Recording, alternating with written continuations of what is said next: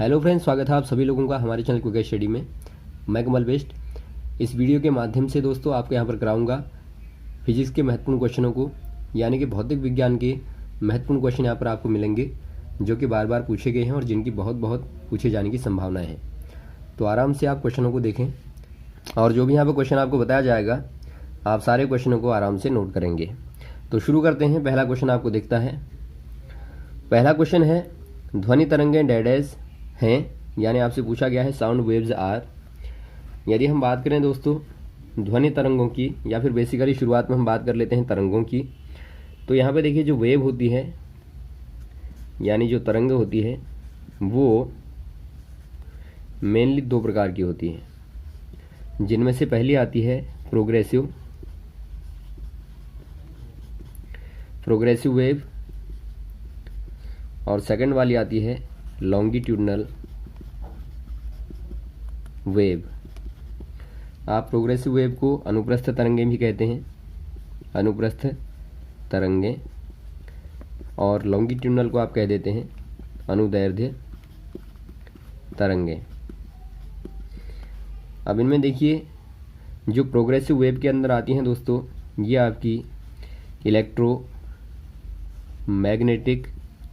Wave आती हैं, यानी वैद्युत चुंबकीय तरंगें आप इनको कह सकते हैं। और इनके अंदर आती हैं मैकेनिकल वेव्स, मैकेनिकल यानी कि जो यांत्रिक तरंगें होती हैं। तो यांत्रिक तरंगें आपको मालूम होगा इनके लिए दोस्तों मीडियम की आवश्यकता होती है, यानी इनके गमन के लिए आपको माध्यम चाहिए होता है, यानी यहाँ पर आपको मीडियम रिक्वायर्ड होगा, भले ही आपका वो सॉलिड हो या लिक्विड हो या गैस हो, यानी ठोस द्रव या फिर गैस, कोई भी माध्यम आपको चाहिए। लेकिन जो इलेक्ट्रोमैग्नेटिक वेव होती हैं इनके लिए कोई भी माध्यम की आवश्यकता नहीं पड़ती है। तो यहाँ पर आप कह देंगे दोस्तों, चूँकि आपको मालूम है साउंड यानी कि जो ध्वनि होती है उसके लिए माध्यम की आवश्यकता होती है आपको, यानी मीडियम रिक्वायर्ड होता है, तो इसीलिए क्या हो जाएगी ये आपकी लॉन्गिट्यूडनल वेव के अंदर आती है। तो यहाँ पर आप टिक कर देंगे ऑप्शन नंबर बी वाले में, अनुदैर्ध्य तरंग। और यदि आपसे प्रकाश पूछा जाए यानी लाइट पूछा जाए तो प्रकाश दोस्तों अनुप्रस्थ तरंग होता है, यानी प्रोग्रेसिव वेव का एग्जाम्पल है। नेक्स्ट क्वेश्चन देखिए, यदि पृथ्वी पर वायुमंडल नहीं होता तो आकाश डैश दिखता। यानी आपसे पूछा गया है if the earth had not atmosphere then sky would have looked. दोस्तों यहाँ पे देखिए यदि हम बात करें एटमॉस्फेयर की, ये मान लीजिए हमारे पास में अर्थ है और इसके चारों ओर हम जानते हैं अलग अलग प्रकार की दोस्तों लेयर्स होती हैं, जिनको हम मिला के क्या कहते हैं, इसको एटमॉस्फेयर कहते हैं। एटमॉस्फेयर यानी आप इसको वायुमंडल कहते हैं।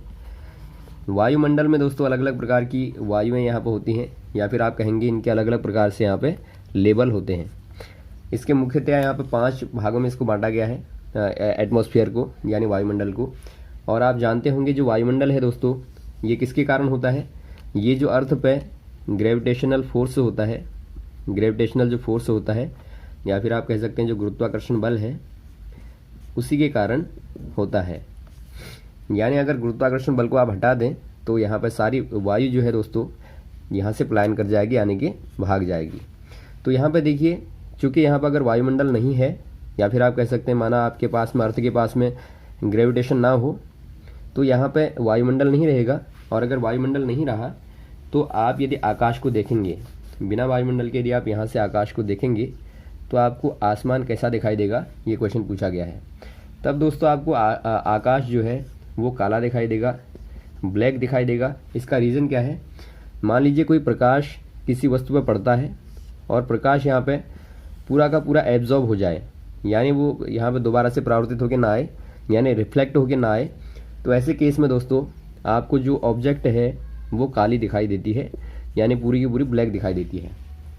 आपने इसका एग्जांपल देखा होगा जो ब्लैक होल होते हैं, यानी जो कृष्ण पिंड होते हैं, जो कृष्ण पिंड कहते हैं हम इनको, या ब्लैक होल कह लेते हैं। तो इनमें क्या होता है, आप ब्लैक होल को आसमान में होते हुए भी नहीं देख पाते हैं, क्योंकि उनके पास में आप जितना प्रकाश डालेंगे वो सारा का सारा एब्जॉर्ब कर लेंगे, यानी कि उसको अवशोषित कर लेते हैं। तो यही रीज़न होता है कि टोटल एब्जॉर्ब जब यहाँ पर हो जाता है प्रकाश का, तो ऐसे वाले केस में आपको क्या मिलता है दोस्तों, आपको ब्लैक मिलता है। और यदि टोटल रिफ्लेक्शन हो जाए, यानी कि प्रकाश में जितने भी सारे रंग होते हैं, यदि सारे के सारे कलर्स का क्या हो जाए, रिफ्लेक्शन हो जाए साथ के साथ रंगों का, तो वहाँ पर प्रकाश आपको वाइट दिखता है। इसीलिए आप वाइट लाइट का मतलब समझते हैं यहाँ पे, जो प्रकाश का, जो सूर्य का प्रकाश होता है, इसे आप वाइट लाइट कहते हैं, क्योंकि यहाँ पे टोटल ये आपका रिफ्लेक्शन होता है। तो दोनों केसेस को आप याद रखेंगे।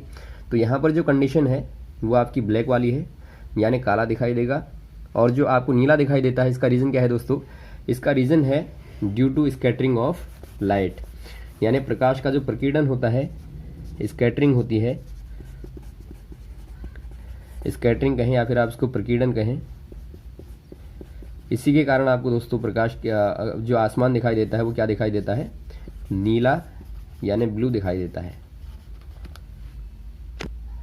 अगला क्वेश्चन देखिए दोस्तों, आवेशों का प्रवाह क्या है, यानी आपसे पूछा गया है the flow of charges is. यहाँ पे देखिए जब आवेशों का प्रवाह होता है, थोड़ा सा आप ध्यान देंगे, आपको मालूम होगा करंट यानी कि धारा बराबर क्या होता है दोस्तों, I बराबर Q इंटू टी होता है। यानी आप कह सकते हैं यहाँ पर टी समय में जितने भी आवेश प्रवाहित हुए, आप इसको धारा कहते हैं। यानी यहाँ पर आप क्लियर देखते हैं, जो आवेशों का प्रवाह है वो धारा हो जाएगी, यानी कि करंट हो जाएगी।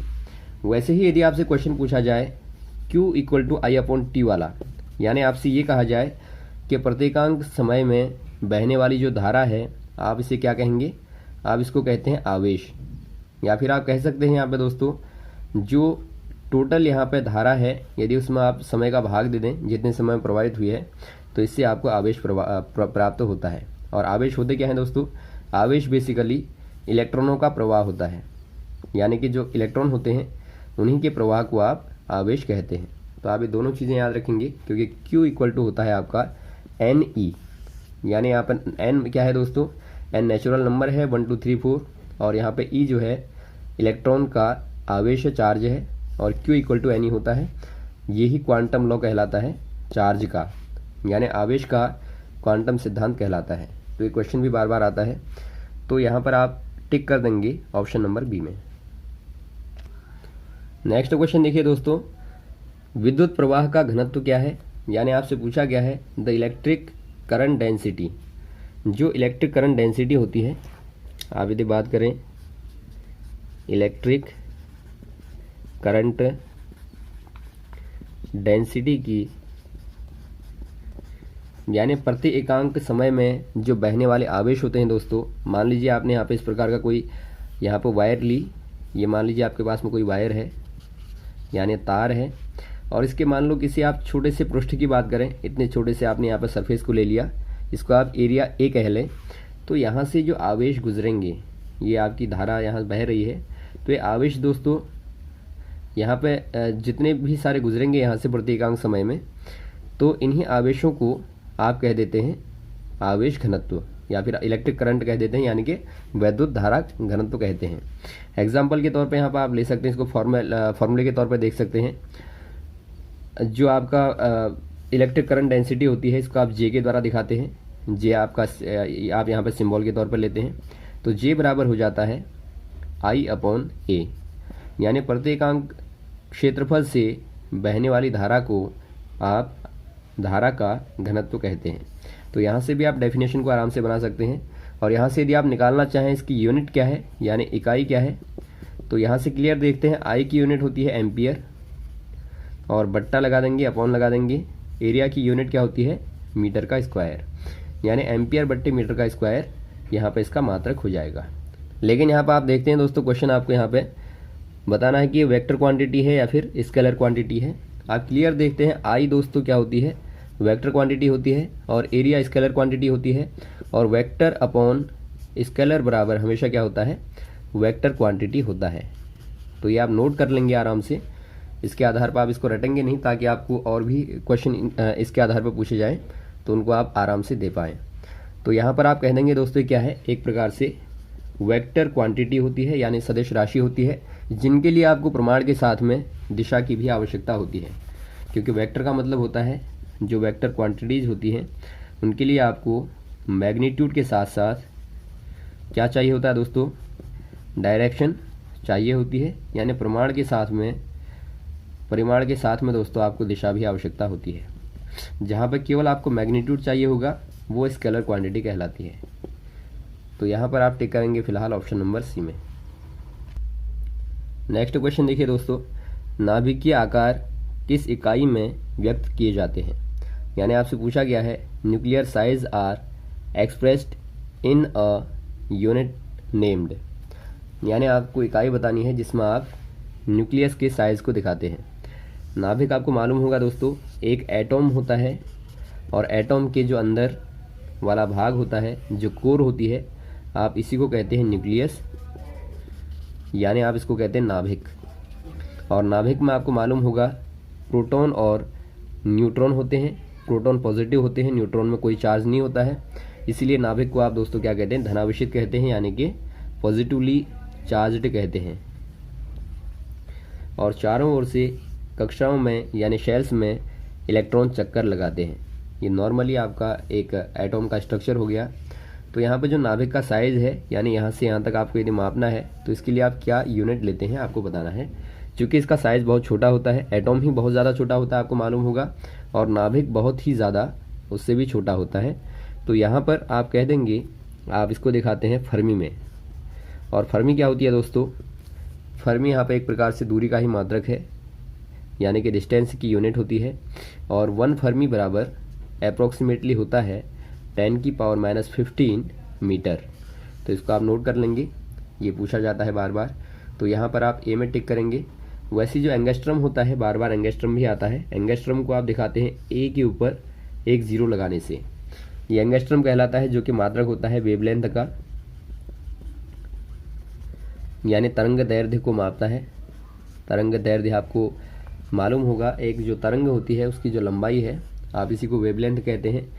तो ये जो लंबाई होती है चूँकि बहुत छोटी होती है, तो आप इसको एंगस्ट्रॉम में दिखाते हैं। और 1 एंगस्ट्रॉम बराबर 10⁻⁻10 मीटर के एप्रोक्स होती है। तो आप इनको बार बार पूछे जाने वाली इकाइयों को याद रखेंगे। तो यहाँ पर आप टिक करेंगे ए वाले में। अगला क्वेश्चन देखिए दोस्तों, light year is the unit of, यानी आपसे पूछा गया है प्रकाश वर्ष इकाई होती है। जो प्रकाश वर्ष है दोस्तों, ये मापने का कार्य करती है दूरी को। मान लीजिए आपके पास में 2 खगोलीय पिंड हैं, यानी आप इनको कह सकते हैं कोई ज्योग्राफिकल आपने यहाँ पर ऑब्जेक्ट ली। मान लीजिए ये आपका चाँद है, यानी मून है, और ये मान लीजिए अर्थ है, यानी पृथ्वी है। तो इनके बीच की आपको दूरी निकालनी है। चूँकि दूरी बहुत ज़्यादा बड़ी होती है, तो आप यहाँ पर मीटर, किलोमीटर, मील या फिर इनका इस्तेमाल नहीं कर सकते। तो यहाँ पर आप ले लेते हैं दोस्तों प्रकाश वर्ष को, यानी लाइट ईयर को, क्योंकि ये दोस्तों एक प्रकार से प्रकाश की गति पर निर्भर करती है। यानी प्रकाश की गति के आधार पर ये यूनिट बनाई गई है, जो कि बहुत बड़ी होती है, जिसके द्वारा आप ग्रहों के बीच की दूरी को मापते हैं। तो ऑप्शन नंबर यहाँ पर आप टिक कर देंगे, ऑप्शन नंबर बी वाले में, दूरी में यानी डिस्टेंस में। और इससे भी बड़ी यूनिट होती है दोस्तों दूरी के मापने की, पारसेक। बार बार क्वेश्चन आता है कि बताइए दूरी का सर्वाधिक बड़ा मात्रक क्या होता है, तो ये होता है दोस्तों पारसेक। तो पारसेक में प्रकाश वर्ष से भी बड़ी यूनिट होती है। तो यहाँ पर आप फिलहाल टिक करेंगे ऑप्शन नंबर बी वाले में। अगला क्वेश्चन देखिए दोस्तों, मरीचिका डैश के कारण होती है। यानी आपसे पूछा गया है मिराज इज़ ड्यू टू, जो मरीचिका होती है दोस्तों, जो मिराज होता है, यहाँ पर आप ध्यान से देखेंगे, यानी मरीचिका कहने का मतलब है जो कि आपको दिग्भ्रम होता है। आपने देखा होगा रेगिस्तान में, ये मान लीजिए डिज़र्ट है, यानी रेगिस्तान है। रेगिस्तान में दोस्तों दिन के समय में जब ताप बढ़ता है तो यहाँ पे जो रेत है बहुत ज़्यादा गर्म हो जाती है, क्योंकि आपको मालूम होगा रेत क्या है, ये दोस्तों हीट का गुड कंडक्टर होती है, यानी कि ऊष्मा का एक अच्छा चालक होता है। तो यहाँ पे बहुत ज़्यादा हीट को एब्जॉर्ब कर लेगी, और बाद में जब हीट को छोड़ती है शाम के समय में, तो यहाँ पर जो पास वाली वायु है, एयर है, ये बहुत ज़्यादा गर्म हो जाती है। तो इससे क्या होगा दोस्तों, जो एयर गर्म हो जाएगी, आपको मालूम है यदि आप एयर को यानी वायु को गर्म कर दें तो ये क्या हो जाएगी, विरल हो जाती है, यानी कि एक प्रकार से लाइट मीडियम की ओर चली जाती है। और इससे ऊपर वाली जो सतह होगी दोस्तों ये क्या होगी, ये डेंसर होगी, यानी कि ये सघन होगी इसकी तुलना में। तो यहाँ पर आपने देखा दो मीडियम क्रिएट हो गए, नीचे वाला आपका लाइटर मीडियम, ऊपर वाला आपका डेंसर मीडियम। और जब दो मीडियम अलग अलग हो जाते हैं और वहाँ से प्रकाश गुजरता है तो यहाँ पर आपको मालूम होगा रिफ्रैक्शन वाली घटना आ जाती है। रिफ्रैक्शन यानी प्रकाश का अपवर्तन वाली कंडीशन आ जाती है। और प्रकाश के अपवर्तन के अंदर आपने एक चीज़ पढ़ी होगी, पूर्ण आंतरिक परावर्तन यानी टोटल इंटरनल रिफ्लेक्शन। इसमें क्या होता है दोस्तों, इसमें यहाँ पर आपने जो कि देखा अलग अलग मीडियम हो गए, तो जब प्रकाश आता है यहाँ पे पहले मीडियम से, मान लीजिए N1 मीडियम है या N2 मीडियम है, तो प्रकाश यहाँ से जाएगा तो ये सघन है, विरल माध्यम है, तो यहीं लौट आता है, फिर यहाँ से जाएगा, यहाँ लौट आएगा, फिर जाएगा, फिर लौट आएगा। तो इस प्रकार से आपको लगातार एक इस प्रकार का पैटर्न दिखता है। और इससे यहाँ पे क्या होगा, ये मीडियम आपको ज़्यादा प्रकाश में दिखेगा, यानी ज़्यादा आपको दोस्तों क्या दिखेगा, लाइट वाला दिखेगा, प्रकाश में दिखेगा, और ये इसकी तुलना में कम दिखेगा। तो यहाँ पर आपको दूर से देखने में ऐसा लगेगा कि कोई यहाँ पर कुछ यहाँ पर चीज़ है या फिर कोई चादर सी बिछी है, लेकिन जब पास में आप जाएंगे तो वहाँ पे कुछ नहीं होता है। तो इसी को आप मरीचिका कहते हैं। तो इसका रीज़न क्या है दोस्तों, इसका रीज़न है unequal heating of difference part of atmosphere. यानी आप इसको कह सकते हैं जो माध्यमों का, जो वायुमंडलीय माध्यम है उनकी परतों का असमान रूप से तपना, जो कि आपने पूरा विस्तारपूर्वक यहाँ पर देख लिया है। तो यहाँ पर ऑप्शन नंबर ए वाले में टिक करेंगे। इसके अंदर बार बार ये भी क्वेश्चन आता है कि बताइए कौन सी घटना पर आधारित है, तो वहाँ पर आप टोटल इंटरनल रिफ्लेक्शन कह सकते हैं यदि आपको ऑप्शन में दिया होगा तो, और अदरवाइज आपको दिया होगा unequal heating of different part of the atmosphere. तो यहाँ पर आप टिक कर देंगे।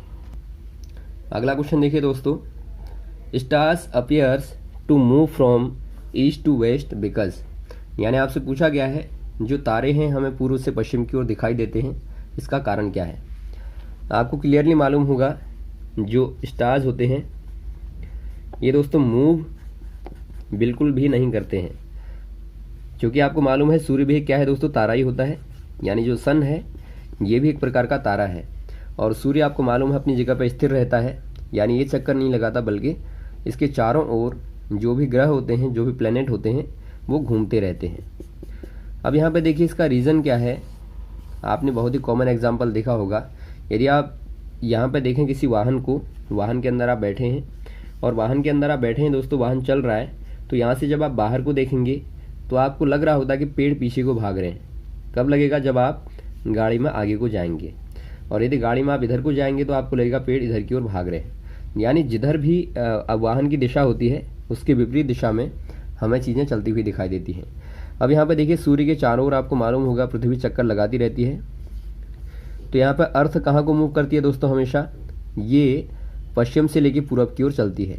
यानी कि आप कह देंगे इसकी जो गति होती है वो आपकी वेस्ट से लेके ईस्ट की ओर होती है। तो ऐसे केस में क्या होगा, जब यहाँ पर आप अर्थ पे, चूँकि हम अर्थ पे हैं, तो यदि हम अर्थ पे देखें जो कि यहाँ पर वाहन के तौर पे है, यहाँ से बाहर को देखेंगे तो हमें हर चीज़ क्या दिखाई देगी दोस्तों, अपनी अपोजिट डायरेक्शन में गतिमान होती हुई दिखाई देगी, क्योंकि हम इसके अंदर बैठे हुए हैं। यदि हम वाहन से बाहर निकल आएंगे तो हमारा भ्रम दूर हो जाएगा। तो यहाँ पर आप क्लियरली कह सकते हैं कि जो तारे हैं वो मूव नहीं करते हैं, बल्कि अर्थ मूव करती है। और अर्थ के मूव की डायरेक्शन क्या है दोस्तों, पश्चिम से लेकर पूरब की ओर, यानी पृथ्वी पश्चिम से पूर्व की ओर घूमती है, या फिर आप कहें the earth rotates from west to east. तो यही रीज़न होता है कि आपको तारे पूर्व से पश्चिम की ओर चलते हुए दिखाई देते हैं। तो ऑप्शन नंबर यहाँ पर आप टिक कर देंगे, ऑप्शन नंबर बी वाले में। तो यहाँ तक के क्वेश्चनों को आप तैयार करें दोस्तों। उम्मीद है आपको क्वेश्चन अच्छे लगे होंगे, और भी इस प्रकार के क्वेश्चन आपको लगातार बताते रहेंगे। हमारे साथ भी बने रहिएगा। Okay, thanks. जय हिंद, जय भारत।